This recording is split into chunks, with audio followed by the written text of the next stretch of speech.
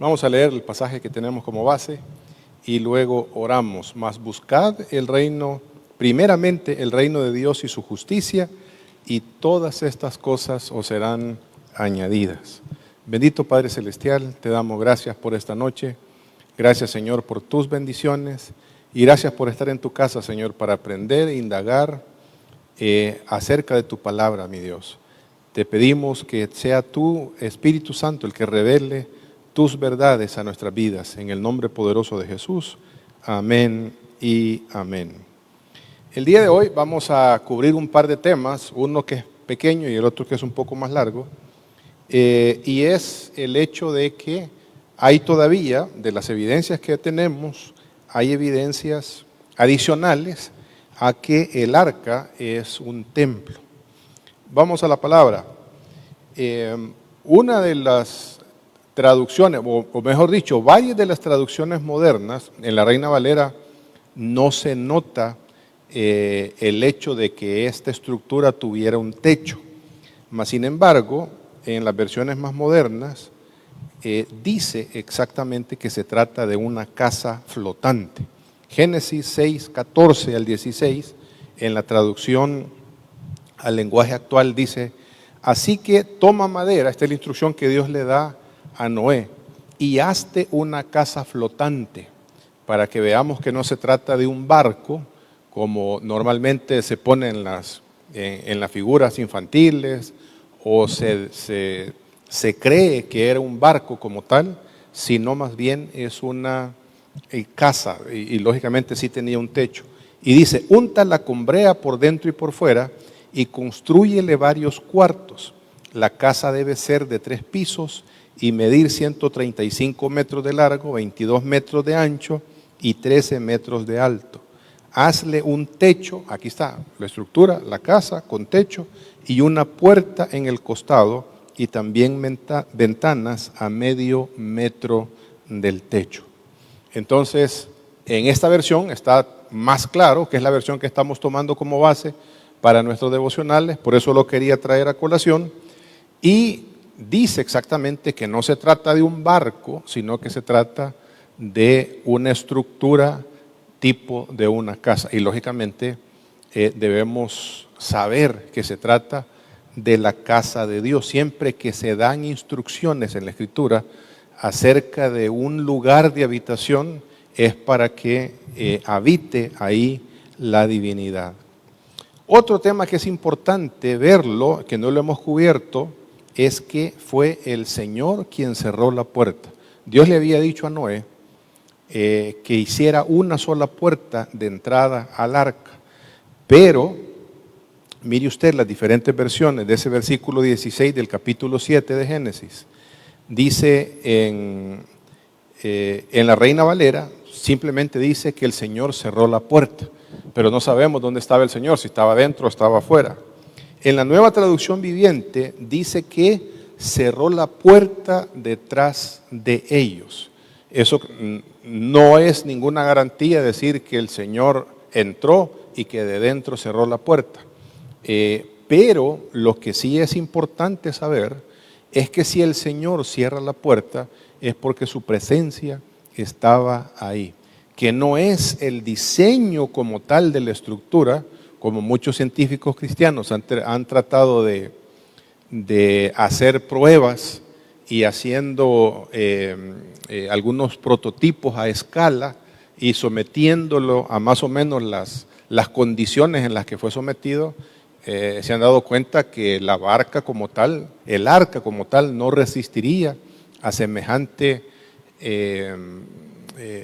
fenómeno de que las aguas de las profundidades más las aguas lluvias se juntaran para resistir todo este ímpetu con la que golpeaba las aguas el arca.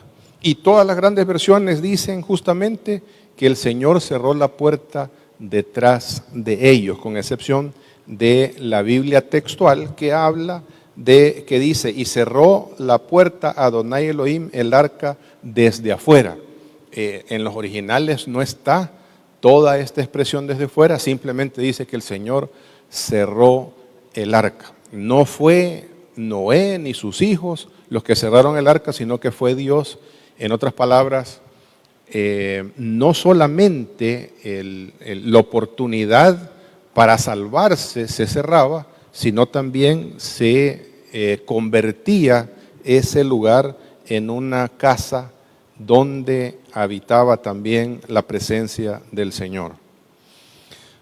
Otro tema que es importante es que los grandes reinicios que se hablan en la Escritura, más adelante de los capítulos que estamos leyendo, se hacen a partir desde la casa de Dios.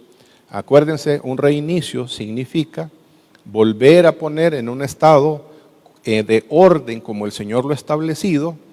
En el transcurrir del tiempo, por la maldad humana, se vuelve a desordenar y es necesario que el Señor vuelva a ponerle un inicio, especialmente porque se trata de la casa de Él y es un lugar totalmente sagrado. Y debemos saber, amados, que los lugares sagrados, tanto el templo, el Edén, el tabernáculo, todos tienen regulaciones normativas específicas porque se trata de la habitación de la deidad.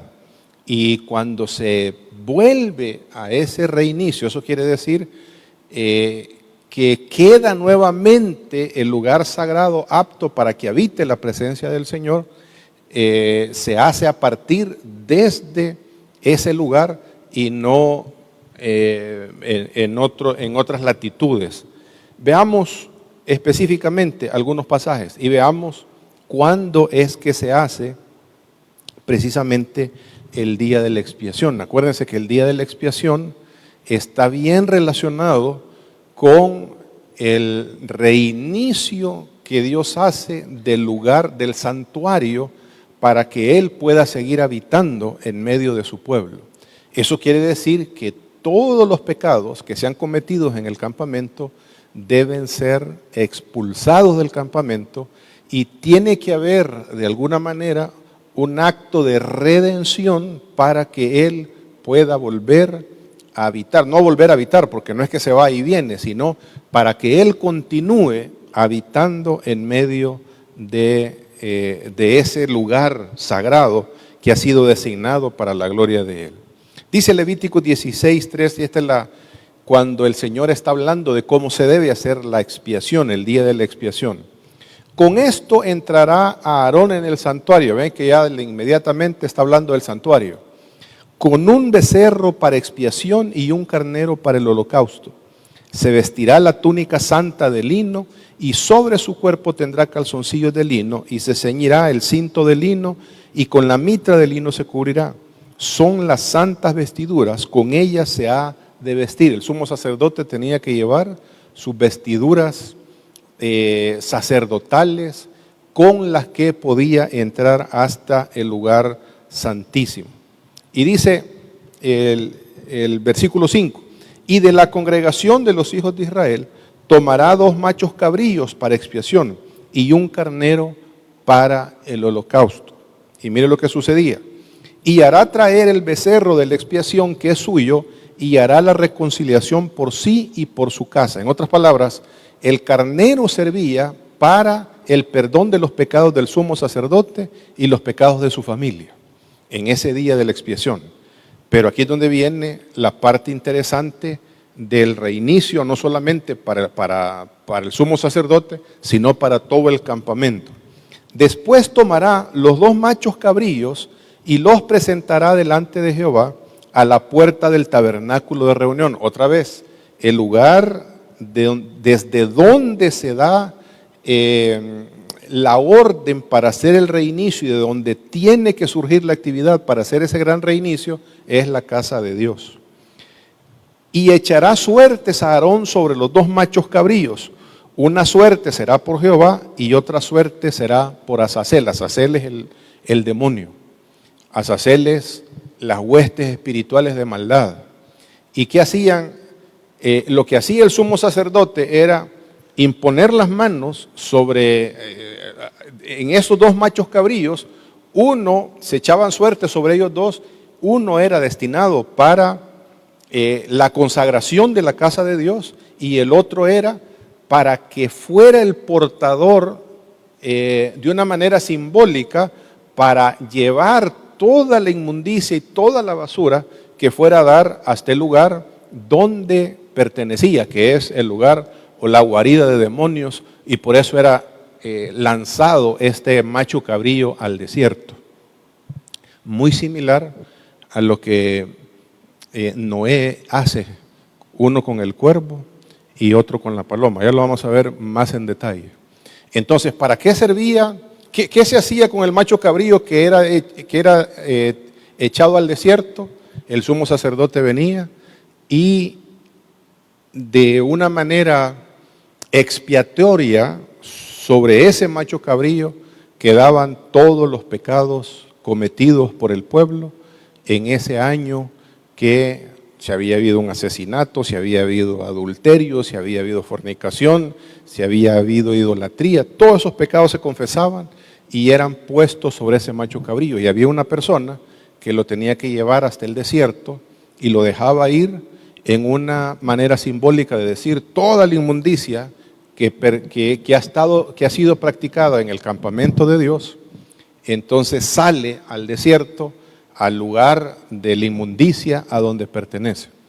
Pero no solamente eso era el acto de expiación, ahora el macho cabrío que era dedicado al Señor tenía que morir y con su sangre se limpiaba prácticamente todo el tabernáculo, en este caso, desde los atrios hasta el lugar santísimo, para que la presencia del Señor pudiera continuar habitando en ese lugar, en la casa de Dios, en el tabernáculo. Veámoslo con algunos detalles. El día de la expiación. El día de la expiación era para el perdón de pecados de todo Israel. Es lo que dice Levítico 16:30. El sumo sacerdote tenía que presentar un becerro y un carnero por él mismo. Y se sacrificaban 2 machos cabríos, uno por Jehová y otro para ser enviado a Azazel, para ser enviado a los demonios. Y el día de la expiación era para volver a poner en un estatus de borrón y cuenta nueva en todo el campamento del Señor, y eso se tenía que hacer una vez por año. ¿Por qué ese dato es importante, amados? Si lo trasladamos a nuestro plan de redención y cuando veamos la obra de nuestro Señor Jesucristo, lo que significa la obra de nuestro Señor Jesucristo, vamos a ver y vamos a aprender que es por el derramamiento de la sangre del Cordero de Dios que Dios puede habitar en medio de nosotros. Los pecados nuestros fueron cargados en el cuerpo de nuestro Señor y la limpieza que Dios necesita para poder habitar en medio nuestro es a través de la sangre del Cordero, muy en sintonía con lo que pasa en el día de la expiación. Si tomamos esto que se hizo, vamos a ver que Noé desde el arca, desde la casa flotante, hace exactamente lo mismo, con la intención de saber si el planeta había sido ya purificado o todavía estaba en un estado de juicio, en un estado de corrupción. Y por eso, sabiendo él que todavía está en un proceso de limpieza, que no está totalmente limpio, saca a un cuervo, que es un animal lo saca del arca y dice la Escritura, bueno, leámoslo. Dice, y reposó el arca en el mes séptimo a los 17 días del mes sobre los montes de Ararat. Y las aguas fueron decreciendo hasta en el mes 10.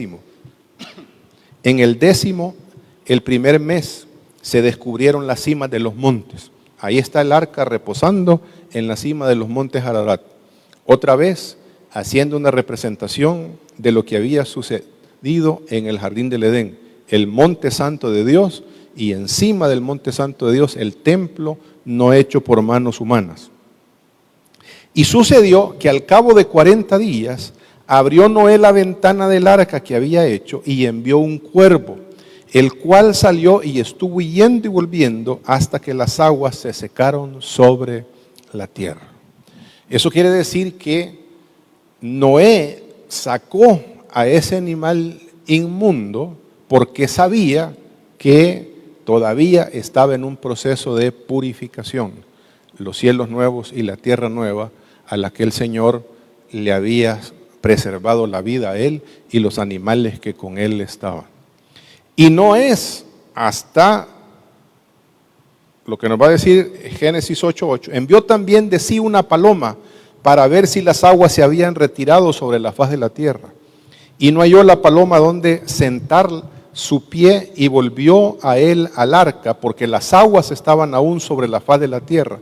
Entonces él extendió su mano y tomándola, la hizo entrar consigo en el arca.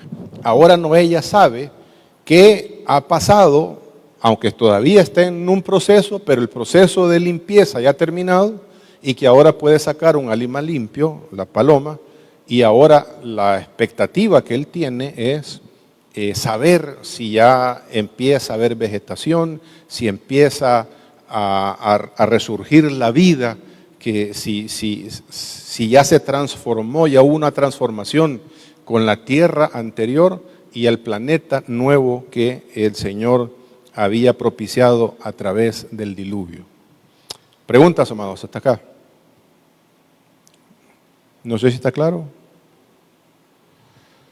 Creo que esto nos da más luz del por qué el cuervo y por qué la paloma, ¿verdad? No, aquí no hay nada que sea pura casualidad. Sí, se me ocurrió sacar un cuervo animal que come carroña, y la paloma que es un animal limpio, a dos mundos diferentes, un mundo de inmundicia y a un mundo que ya está limpio por la obra que el Señor ha hecho.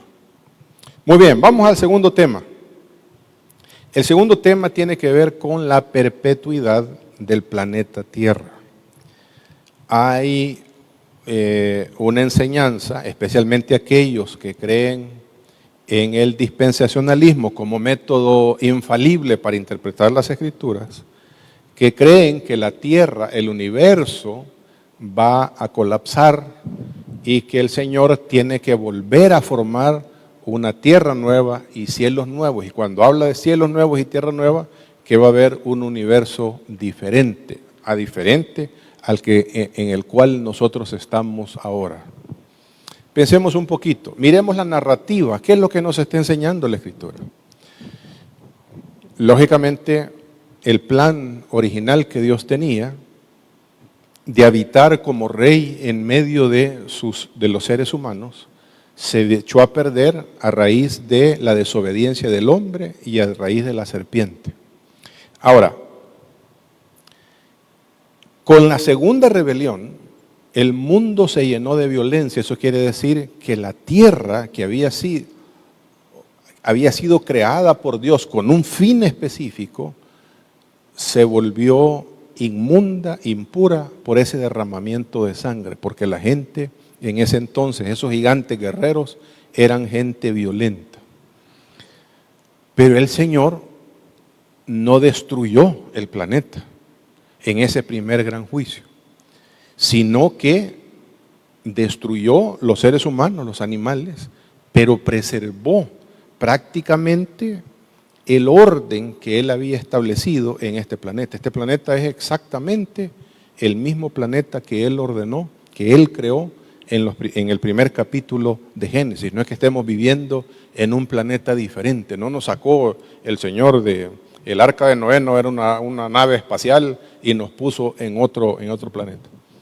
Por tanto, si seguimos la línea, podemos casi deducir simplemente por estos dos hechos que los juicios que hacen falta para tener una purificación completa del planeta Tierra no tienen que ver con la destrucción total del planeta, sino que tienen que ver con la purificación, al igual como esa purificación que hubo en el diluvio, una purificación donde la maldad va a ser erradicada para dar paso a un estado de perfección cuando Él establezca su reino eterno.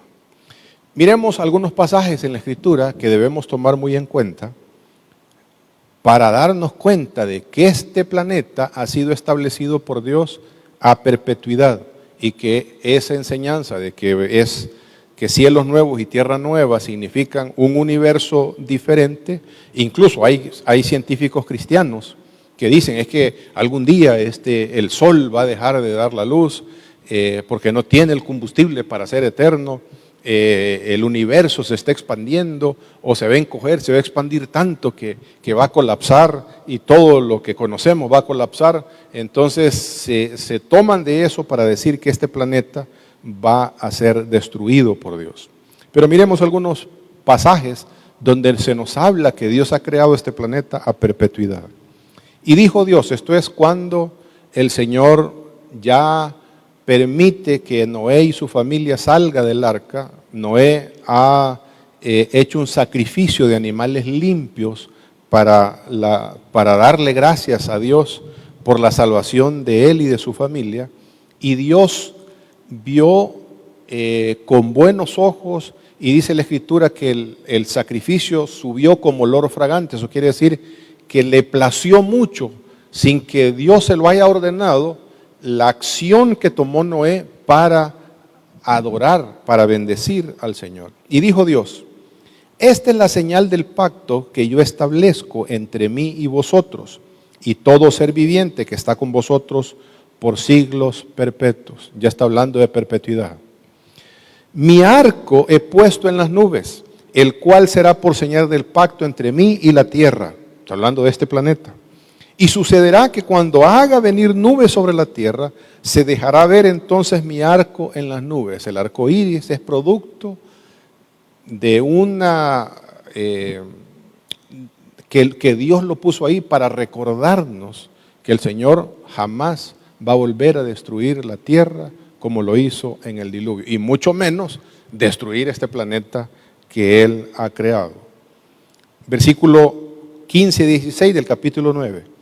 Y me acordaré del pacto mío que hay entre mí y vosotros y todo ser viviente de toda sangre, y no habrá más diluvio de aguas para destruir toda carne. Estará el arco en las nubes y lo veré y me acordaré del pacto perpetuo. Perpetuo significa para siempre. Entre Dios y todo ser viviente con toda carne que hay sobre la tierra. El pacto que Dios está haciendo con Noé no es que le está diciendo a Noé, te doy ciertas exigencias para no destruir el planeta, sino que del corazón de Dios dice, esto es a perpetuidad, no voy a volver a destruir al ser humano a través de otro diluvio, porque lógicamente este planeta ha sido creado con un fin específico, y ese fin específico es para que Él more en medio nuestro. Una parte importante, amados, de lo que debemos saber acerca de este planeta es que este planeta fue creado para establecerse como el templo de habitación de nuestro Señor. Nunca se nos olvide, todo lugar donde el Señor habita es un templo y por lo tanto se convierte en un lugar sagrado. Así como cuando el Señor llama a Moisés y le dice, quita las sandalias, porque el lugar a donde estás es sagrado. ¿Por qué era sagrado el lugar? No porque era especial la tierra donde estaba él, sino porque la gloria de Dios estaba ahí en medio de esa zarza que ardía y no se consumía.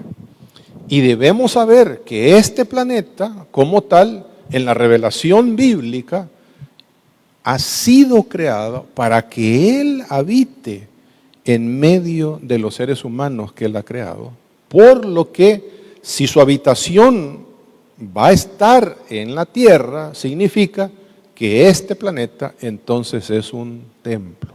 Miremos algunos pasajes, algunos que son obvios, otros que no son tan obvios, y ahorita se los explico. Cuando el Señor está ordenando este planeta, dice lo siguiente, el versículo 9. Entonces Dios dijo que las aguas debajo del cielo se junten en un solo lugar, eso quiere decir los mares, para que aparezca la tierra seca. Mire cómo lo está diciendo, que aparezca, o sea, que surja la tierra seca. Ya podemos entender en la visión de lo que está sucediendo que la tierra que está surgiendo es como si fuera un monte santo a donde Él va a habitar. Y eso fue lo que sucedió. Dios llamó a lo seco tierra y a las aguas mares. Y Dios vio que esto era bueno. Después dijo Dios que de la tierra brote vegetación, toda clase de plantas con semillas y árboles que den frutos con semillas. Estas semillas producirán a su vez las mismas clases de plantas y árboles. Dios creó en la tierra, en lo seco, provisión para el ser humano. Primero hizo el alimento y después formó al hombre. ¿Con qué objetivo? Para Él habitar en medio de nosotros. Ese es el plan original de nuestro Dios. El plan original de Dios es habitar. Y si Dios va a habitar en medio de nosotros, entonces el planeta entero como tal es un templo para la gloria de nuestro Dios. Vamos a ver otros pasajes donde habla todavía con más claridad. Salmo 29, del 9 al 10. La voz del Señor retuerce los fuertes robles y desnuda los bosques. En su templo, y mire dónde está este templo, todos gritan gloria. El Señor gobierna las aguas de la inundación. Está hablando de acá, de la tierra. ¿Y cómo le llama la tierra? El templo de Dios. El Señor gobierna como rey para siempre. ¿Gobierna dónde? No solamente en los cielos, sino aquí en la tierra. Porque los elementos de los que está hablando, los robles, los bosques, está hablando, no, en el cielo no hay bosques, está hablando del planeta Tierra. Y se habla de que el planeta ha sido hecho para que Él reine para siempre. Y este planeta lo dice que es un templo para su gloria. Y que todos griten gloria al Señor. Siguiente pasaje, Job 38, 4 al 7. Aquí es donde el Señor le está jalando las orejas a Job. ¿Dónde estabas tú cuando puse los cimientos de la tierra? Los cimientos son las bases de la tierra. Dímelo ya que sabes tanto. ¿Quién decidió sus dimensiones y extendió la cinta de medir? ¿Qué sostiene sus cimientos y quién puso la piedra principal? Está hablando en un lenguaje como que si se tratara de elaborar una casa. Piedras principales o piedras angulares se habla cuando se establece un edificio. Entonces Dios está diciéndole a Job, este planeta, la tierra, el lugar seco, todo el planeta, los mares, la tierra, ha sido edificado como una casa. ¿Para quién? Para Él. Y si es su casa, entonces es su templo. Otro pasaje. Primer libro de Samuel, capítulo 2, versículo 8. Aquí es la canción de Ana, cuando se sabe que ella es madre de ese hijo que le ha pedido al Señor de Samuel. Y dice Ana, Él levanta del polvo al pobre y del muladar, el muladar es el basurero, exalta al menesteroso, el menesteroso es el mendigo, para hacerle sentarse con príncipes y heredar un sitio de honor. Y aquí es donde viene la frase clave. Porque de Jehová son las columnas de la tierra. Ve que hay cimientos, hay columnas. Está hablando entonces de que esto, en un lenguaje que podemos entender, es una edificación. ¿Para quién? No solamente para el ser humano, sino habitación para el Señor. Y Él afirmó sobre ellas el mundo. Uno más. Y aquí es donde, si nos ha quedado dudas con respecto a que si esto es el templo de Dios, este planeta es el templo de Dios, miremos Apocalipsis 21, que es prácticamente la revelación de lo que va a suceder cuando el Señor establezca su reino en este mundo. Y yo, Juan, vi la santa ciudad, la nueva Jerusalén, descender del cielo de Dios, dispuesta como una esposa ataviada para su marido. Ya ve que el viaje nuestro no es de aquí para el cielo, sino que es el cielo viniendo acá a la tierra. Y dice, y oí una gran voz del cielo que decía, he aquí el tabernáculo de Dios con los hombres. El cielo, la ciudad santa, no hecha por manos humanas, desciende a la tierra. ¿Para qué? Como un tabernáculo para habitar los hombres con el Señor, y Él, dice, morará con ellos, y ellos serán su pueblo, y Dios mismo estará con ellos como su Dios. ¿Qué es entonces el planeta Tierra? El templo del Señor, por diseño de Él y por voluntad de Él. Un aspecto más. El planeta fue creado para que Él se establezca como rey. No es simplemente que nos venga a visitar, no es simplemente que el Señor se pasee en medio nuestro, sino para habitarlo, pero no para habitarlo como un ser humano, para habitarlo sino como rey. Miremos algunos pasajes que hablan de esto. Mateo 5:33, el Señor Jesucristo nos da alguna pista de esto. Además, habéis oído de que fue dicho a los antiguos, no perjurarás, sino cumplirás al Señor tus juramentos. Pero yo os digo, no juréis en ninguna manera, ni por el cielo, porque es el trono de Dios, ni por la tierra, porque es el estrado de sus pies, ni por Jerusalén, porque es la ciudad del gran rey. ¿Qué es entonces el planeta? Un templo. ¿Para qué fue creado? Para la gloria de Él, para habitar en medio de los seres humanos como Rey de reyes y Señor de señores. Un pasaje que lo dice en blanco y negro, Colosenses 1:16, dice el apóstol Pablo, porque en Él, está hablando de Cristo, fueron creadas todas las cosas, las que hay en los cielos y las que hay en la tierra, visibles e invisibles, sean tronos, sean dominios, sean principados, sean potestades, todo fue creado por medio de Él y para Él. En otras palabras, Él es el dueño absoluto de los cielos y de la tierra. Aquí ya podemos nosotros, amados, simplemente con este conocimiento, saber que también una de las cosas que debemos hacer como hijos de Dios es cuidar este planeta. Y no, si tenemos la idea de que Dios lo va a destruir, entonces hagamos basureros a donde sea. Y seamos contaminadores, pero este planeta es para la habitación de la presencia del Señor. Eso quiere decir que también responsabilidad nuestra es cuidar los animales y cuidar la naturaleza que Dios ha puesto bajo nuestra administración.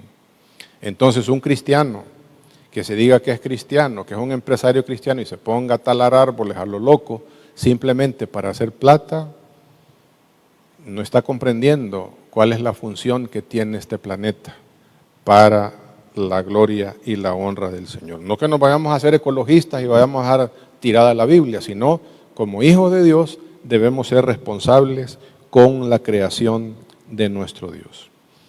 Número 3, el planeta fue creado a perpetuidad. No hay tal cosa como que el Señor va a destruir la tierra y que va a volver a ser una tierra diferente, una tierra nueva, que signifique que es otro planeta. Salmo 148 del 5 al 6 dice que toda cosa creada alabe al Señor, pues Él dio la orden y todo cobró vida, puso todo lo creado en su lugar por siempre y para siempre. ¿A qué le suena el por siempre y para siempre? A perpetuidad. Y todavía lo dice en la siguiente frase, su decreto jamás será revocado. Eso quiere decir que puede ocurrir lo que sea en este planeta. Hay un montón de teorías ahí, que los asteroides, que un planeta puede chocar con otro. Dios ha establecido este planeta. Usted estése tranquilo, que ni asteroides, ni planetas, ni que el sol va a dejar de dar su luz, que todo está bajo el control de Dios Todopoderoso, porque Él lo creó a perpetuidad. Amén. Siguiente pasaje, Salmo 104:5. Colocaste el mundo sobre sus cimientos, así jamás se removerá. Un pasaje más, Salmo 125, del 1 al 2. Los que confían en Jehová son como el monte de Sión. El monte de Sión es donde está el templo del Señor. Así independientemente de donde sea, por ejemplo, al monte de Sinaí, también se le conoce como el monte de Sión porque ahí descendió la gloria de Dios. El lugar del monte o el monte del templo también es el monte de Sión, que no se mueve, sino que permanece para siempre. Y así como Jerusalén tiene montes alrededor de ella, así Jehová está alrededor de su pueblo desde ahora y para siempre. Perpetuidad en el lenguaje que se ocupa para hablar de este planeta. Y los pasajes que ya leíamos, no los vamos a volver a leer, donde Dios hace ese pacto que le dice a Noé. El pacto realmente es Él con Él mismo, y nosotros los seres humanos en Noé somos los beneficiarios de ese pacto, que por más que se incremente la maldad, el Señor no va a destruir ni con diluvio, ni va a destruir este planeta. Muy bien, ¿preguntas hasta acá, amados? ¿Preguntas? Bueno, ¿por qué hay una línea de cristianos entonces que hablan de que el planeta Tierra, incluso el universo, el Sol, la Luna, las estrellas, Mercurio, el sistema solar, todo eso tiene que ser aniquilado y que Dios va a crear un universo diferente? ¿Por qué creen algunos cristianos esto? Y, amados, lo creen por una muy mala interpretación de lo que Pedro está afirmando en la segunda carta, en el capítulo 3 específicamente. Miremos este pasaje, que si lo sacamos de contexto y no lo examinamos bien, podemos llegar a pensar que el planeta va a ser destruido. Pero el día del Señor vendrá como ladrón en la noche, en el cual los cielos pasarán con gran estruendo, y los elementos ardiendo serán deshechos, y la tierra y las obras que en ellas hay serán quemadas. Usted se queda solo con este pasaje y dice, tiene razón. Pero ¿qué hace con ese montón de pasajes que acabamos de leer, donde dice que la tierra fue hecha a perpetuidad, donde el Señor ha dado sus decretos por siempre y para siempre? Ese pacto que Dios hace con Noé, de no volver a destruir la tierra con diluvio, y que mientras existe el día y la noche, el Señor va a hacer que surjan alimentos en el planeta Tierra. Una de las cosas, amados, que debemos saber y entender es que cuando se habla, hay un tipo de literatura en la Escritura, todos entendemos poesía, ¿verdad? Sabemos que la poesía es simbólico para definir una realidad. Y yo les digo siempre, ¿verdad?, a los que les enseño las Escrituras, uno debe saber qué tipo de literatura es a lo que está leyendo. Hoy hay herramientas modernas para decirnos, miren, esto es poesía o no es poesía. Por ejemplo, una poesía, ¿verdad?, nuestra, de aquí del Salvador es: eran mares los cañales que yo contemplaba un día. Si lo tomamos de manera literal, como algunos hermanos interpretan toda la Escritura literalmente, entonces si agarramos ese poema, le vamos a decir a los hermanos, vamos a ir a bañarnos a los cañales, porque son mares los que yo contemplaba un día. Y lo que está haciendo es una analogía, una comparación, que así como se ven los mares, la extensión de las aguas, se mira desde la cima donde estaba el poeta viendo, es de Alfredo Espino, ¿verdad? El poeta, miraba la flor de la caña y miraba que se comparaban como que si fueran las olas del mar. Eso es la realidad de lo que está diciendo el poeta. Bueno, hay otro tipo de literatura con la cual debemos tener cuidado y es la literatura apocalíptica. No podemos tomar la literatura apocalíptica como literal. Acabamos de estudiar el libro de Apocalipsis. Si lo tomamos literalmente, amados, literalmente la Biblia no quiere decir que va a haber un dragón de 7 cabezas y 10 cuernos. Está hablando en términos simbólicos. Cuando el mismo Señor habla, dice, e inmediatamente después de la tribulación, en Mateo 24, dice, el sol no dará su resplandor y las estrellas caerán del cielo. Hay estrellas que son más grandes que el sistema solar que tenemos nosotros. Usted se imagina ese choque, ¿cómo sería? Sería desastroso. Con una estrella que cayera, se elimina por completo el planeta Tierra. Entonces, la manera como lo está expresando la Escritura es una manera simbólica, no literal. Y ya vamos a ver que el mismo Pedro nos va a dar la pista para decirnos de qué está hablando, para no interpretar este versículo 10 como que el Señor va a arrasar con todo el planeta Tierra, que va a arrasar con los montes, con las gentes, que va a arrasar porque nos metemos en problemas de interpretación, porque el Antiguo Testamento y el Señor mismo hablando, profetizando de que va a regresar a este planeta, no dice que el planeta va a ser destruido, sino que va a ser santificado. Va a haber un reinicio de la maldad que se produce en este planeta. Veamos algunos pasajes ahí mismo en Pedro para interpretar bien este pasaje.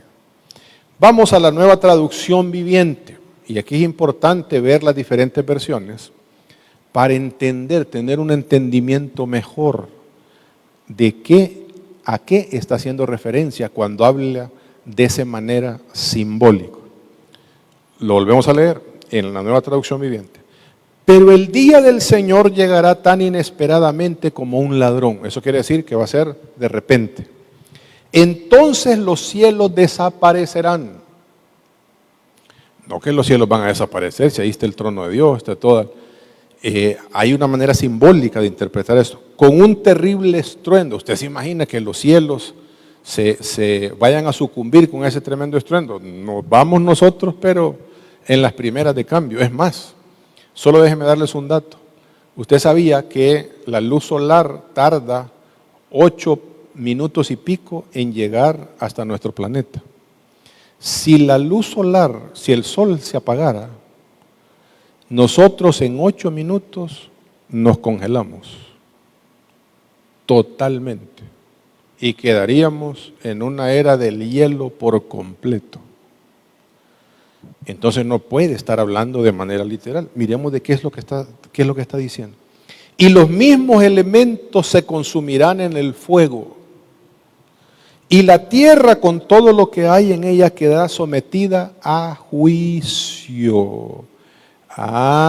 El fuego del que está hablando la Escritura de una manera apocalíptica es del juicio de Dios.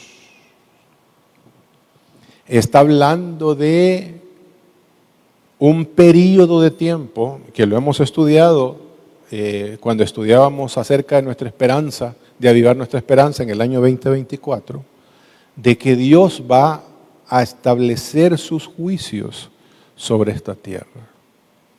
Eso es lo que dice Apocalipsis, es lo que está en la profecía en Isaías, es lo que está en Ezequiel, es lo que está en todos lados, en Malaquías incluso. El día del Señor vendrá con espanto, con terror sobre los moradores de la tierra. ¿Por qué? Porque son sus juicios. En Apocalipsis usted se acuerda que también es un cántico que cantamos, justos y verdaderos son tus caminos, Rey de los santos, cuando está hablando de los juicios de Dios. Entonces, del fuego y de la destrucción de los elementos que está hablando, es el juicio de Dios para un propósito específico. Y descubramos cuál es ese propósito. Segunda Pedro 3, 6 y 7. Leámoslo en la Reina Valera. Por lo cual, y hace la comparación con lo que sucedió en el diluvio, por lo cual el mundo de entonces, antes del diluvio, pereció anegado en agua.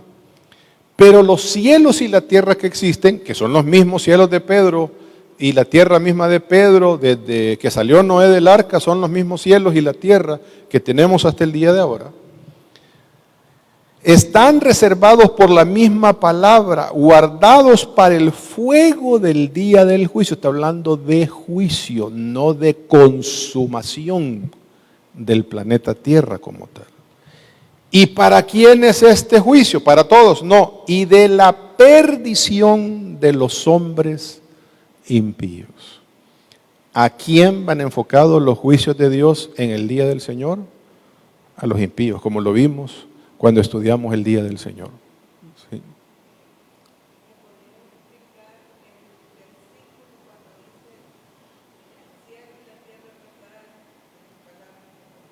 Eso es una expresión, por ejemplo, ¿verdad? Hay frases idiomáticas en la Escritura.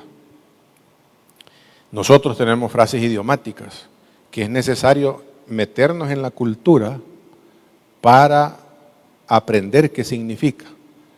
Por ejemplo, ¿verdad? Una frase idiomática para nosotros es, ¿qué podemos decir? Que es muy salvadoreño. La situación está perra. Nosotros como salvadoreños no entendemos que es una perra la que anda vagando ahí, que anda mordiendo gente y que anda con rabia. Estamos hablando de que la situación está crítica. La situación se está poniendo color de oso, porque pero hay osos pardos, hay osos rojos, hay osos grises, pero está hablando de que en una situación dura, difícil, oscura, negra. Eso es una frase idiomática. En la Escritura hay varias frases idiomáticas que tenemos que aprender. Por ejemplo, se ha tomado literalmente una frase idiomática donde dice la Escritura, afirma la Escritura con una frase idiomática, dice que el Señor visita la maldad de los padres sobre los hijos hasta la 4ª generación, pero que su misericordia es con aquellos que le temen hasta 1000 generaciones.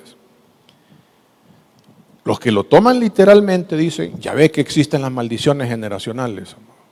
Es que si el papá fue bolo, los hijos también son bolos, los nietos son bolos, y toda la generación, hasta la 4ª generación. No es eso lo que está diciendo el Señor, porque el Señor, la misma Escritura afirma que yo no puedo hacerme responsable de los pecados de mis padres. No me puede achacar el Señor pecados de mis padres a mi persona, ni los pecados míos. Dios sería injusto que se los aplicara a mis hijos. ¿Qué es lo que está diciendo el Señor? Está comparando la misericordia que Él tiene para las generaciones de aquellos que le temen versus la paciencia y la misericordia que Él tiene para aquellos que no quieren nada con Él. No sé si está claro. Entonces, un periodo largo de misericordia y un periodo corto de ira y de juicio para quienes no le sirven, porque Dios es misericordioso. Otra frase idiomática, que es necesario que la sepamos para entender bien qué fue lo que pasó en ¿cómo se llama? Con Noé, después que ya salió del arca. Eso es uno de los temas que vamos a agarrar en el siguiente módulo. Dice que Cam descubrió la desnudez de su padre. Algunos cristianos que lo toman literalmente sin interpretar bien las escrituras y sin interpretar las frases idiomáticas, creen que Cam entró a la tienda donde estaba su papá borracho y lo vio desnudo y que se burló de la desnudez y por eso vino la maldición sobre él. Para comenzar, la maldición no vino sobre la vida de Cam, vino para el hijo de Cam. Ya lo vamos a ver más al detalle. ¿Qué significa la frase idiomática descubrir la desnudez de alguien? La frase idiomática significa acostarse con la mujer de ese prójimo. Y lo vamos a ver, ahí está muy en la escritura. En otras palabras, descubrir la desnudez de Noé no es haber visto a Noé desnudo, sino haberse acostado con su madre. La cosa es más grave todavía. Esa es una frase idiomática. Y vuelvo a lo que tú decís, el cielo y la tierra pasarán. No es que está hablando de comparar el Señor la perpetuidad de su palabra, muy a pesar de que la tierra y el cielo están hechos y creados a perpetuidad. O sea, si la tierra y el cielo fueron hechos a perpetuidad, ahora la palabra de Él tiene todavía, es preferible que pase el cielo y la tierra, que se rompa esa perpetuidad, a que la palabra de Dios vaya a sucumbir, o alterarse, o a cambiar. Sí. No le escucho casi, si sigue al micrófono.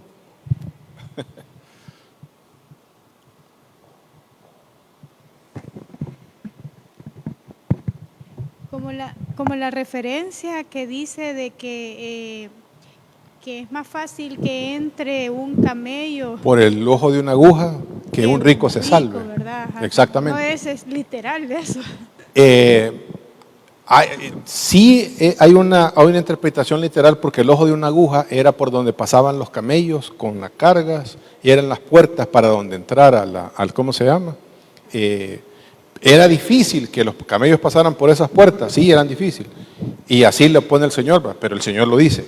Dice, para los hombres eso es imposible, pero para Dios no hay absolutamente nada imposible. ¿Van a haber multimillonarios que van a ser salvos? Por supuesto. Que los millones no les llena de humo la cabeza para aprender y vivir bajo el temor del Señor. Veamos otro pasaje, si no hay más preguntas. Mateo 13, 40 al 43. De manera que como se arranca la cizaña, ¿se acuerdan de la parábola del trigo y la cizaña? Aquí lo está explicando el Señor. Y se queme en el fuego, así será el fin de este siglo, de este mundo. Enviará el Hijo del Hombre a sus ángeles y recogerán de su reino a todos los que sirven de tropiezo y a todos los que hacen iniquidad. ¿Qué es lo que está sucediendo? Cuando Él venga, los ángeles del Señor van a sacar a todos los impíos. Después de todos esos juicios de los que nos habla Apocalipsis, de las copas, de los sellos, de las copas, de las trompetas, nos habla de juicio para erradicar, no para destruir el planeta, para erradicar toda la maldad que hay sobre la faz de la tierra. Y los echarán en el horno de fuego, ahí será el lloro y el crujir de dientes. Y aquí están nosotros. Entonces los justos resplandecerán como el sol en el reino de su Padre. El que tiene oídos para oír, que oiga. Uno más, Mateo 24, 40 al 42. Entonces, muchos cristianos que creen en el arrebatamiento de la iglesia para irse para el cielo, lo interpretan al revés de cómo deberían interpretarlo. Ya lo vamos a ver. Si yo le digo a cualquier cristiano, ¿vos de quién quisiera ser? ¿De los que son tomados o de los que son dejados? No, yo cómo me voy a quedar aquí, yo me quiero ir con el Señor porque quiero ir al cielo.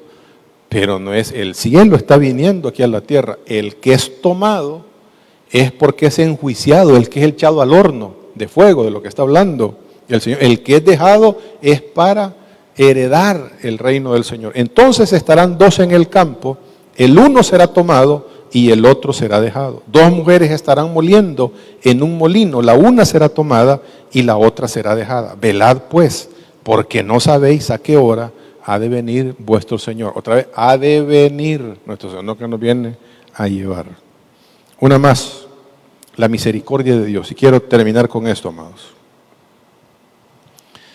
Uno debe preguntarse, bueno, ¿tuvo Dios misericordia para esa generación?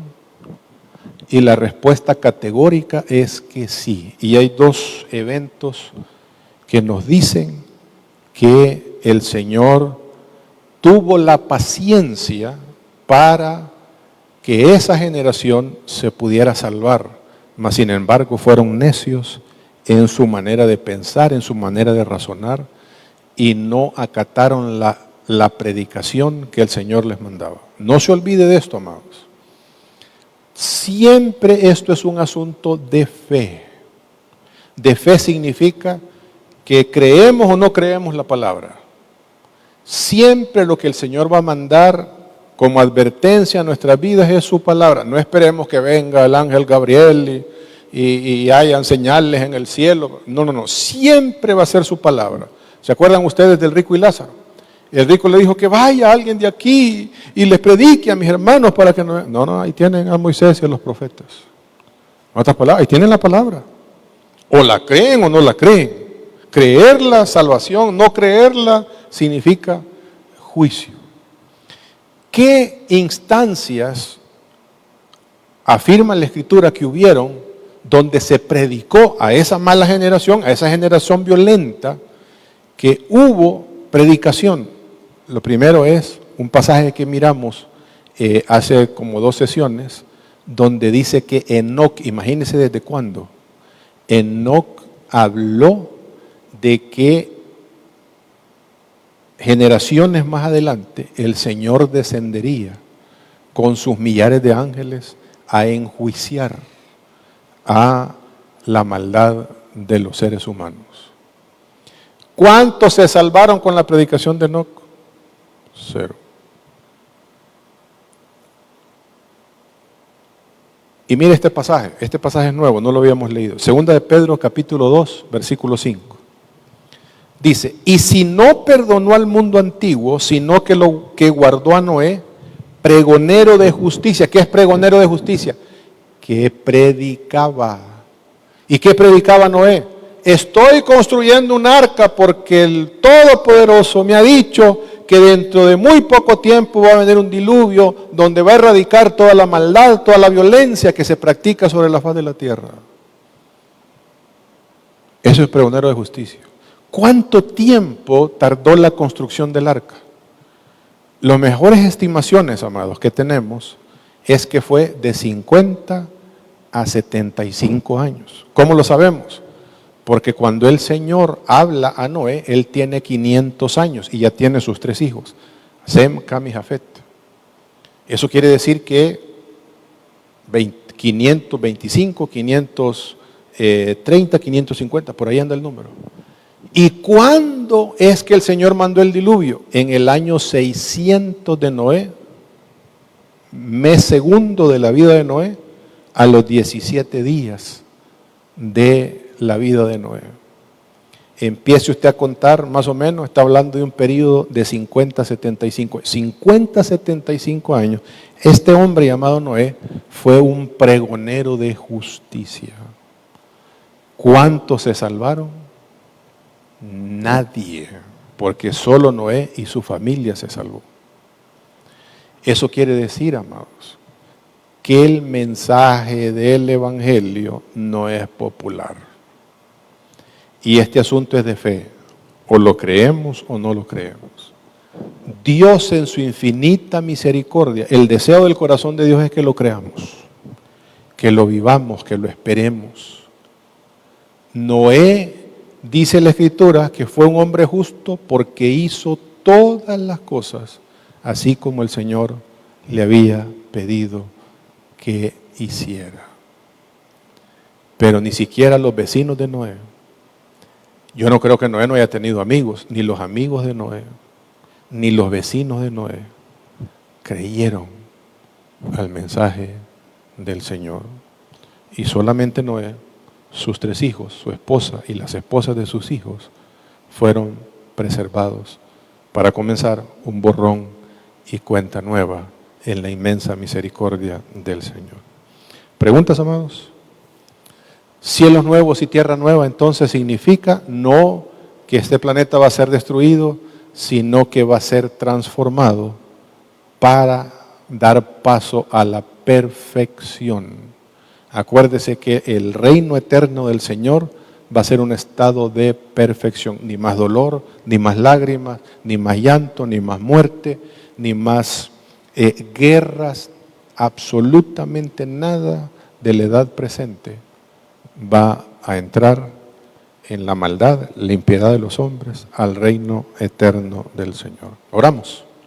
Bendito y soberano Dios, te damos gracias, Señor, por tu palabra. Te pedimos, Señor, ser los Noés de este tiempo, de creer verdaderamente lo que tú nos enseñas, lo que tú nos revelas en tu palabra. Ayúdanos, Señor, no solamente a entenderlo, sino a tenerlo en cuenta en nuestros corazones, que se vuelva una convicción firme y sólida en nuestros corazones. Ayúdanos, Señor, a vivirlo y también, Señor, a predicarlo, así como Noé, que era un pregonero de justicia, alguien que predicaba tu verdad, alguien que predicaba tu evangelio, alguien que predicaba los planes que tú tenías, Señor, para que otros también puedan venir a los pies de nuestro Señor. Gracias, Señor, por esta noche y gracias por tu palabra. En Cristo Jesús. Amén y amén. Que el Señor les bendiga, amados. Nos vemos sábado para la reunión que tenemos aquí, 3 de la tarde. Tiempo de reflexión ha concluido y su propósito es enseñarnos a vivir una vida disciplinada y exitosa, pero sobre todo que conozcas a quien te creó, te cuida y te ama a tal punto que fue capaz de dar su vida por ti. Si hoy deseas entregar tu vida a Cristo, haz esta sencilla oración con fe. Padre Celestial, me arrepiento de mis pecados y de vivir lejos de ti. Ven a mi vida, te la entrego sin reservas. Hazme una nueva persona y ayúdame a vivir para tu gloria. En el nombre de Jesús, amén. Si has hecho tuya esta oración o quieres más información acerca de tu decisión, escríbenos a info@puertadesperanza.org.sb. Será un gusto saber de ti.